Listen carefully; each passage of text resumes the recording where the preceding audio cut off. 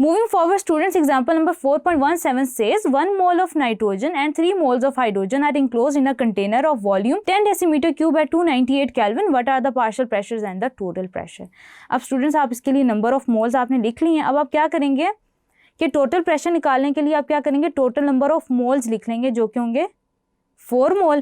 पहले आपने total pressure निकालना है और उस टोटल प्रेशर के थ्रू आपने पार्शियल प्रेशर कैलकुलेट करना है नाइट्रोजन के लिए भी और हाइड्रोजन के लिए भी, जो कि आपके पास होगा 2.44 atmosphere and for hydrogen it is 7.33 atmosphere respectively. Next student, moving forward, example number 4.18 है a certain mass of hydrogen collected over water eight 6 degree Celsius and 765 millimeter of mercury pressure occupies a volume of about 35 centimeter cube. Calculate its dry volume.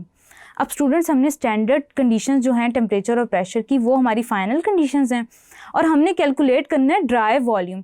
Dry volume हम कैसे calculate करेंगे कि students, हमारे पास जो hydrogen का mess आया है over water, वो तो हमारे पास 6 डिग्री सेल्सियस टेम्परेचर पे है और प्रेशर जो है वो 765 मिलीमीटर मरकरी है. यानी कि ये जो 765 मिलीमीटर का प्रेशर है ये मॉइस्ट गैस का है.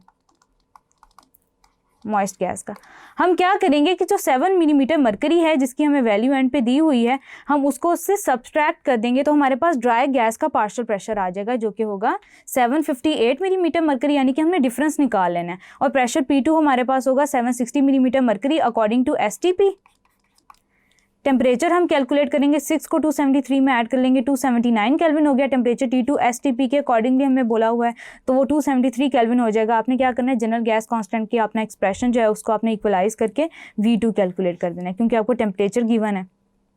कैलकुलेट करेंगे तो वॉल्यूम आपके पास आएगा 34.2 सेंटीमीटर क्यूब. उसके अलावा student, self check exercise 4.6 says a gas was collected over water at 10 degree Celsius and 803 millimetre of mercury. अब ये भी मॉइस्ट गैस है, ये डाटा हमारे पास है मॉइस्ट गैस के लिए.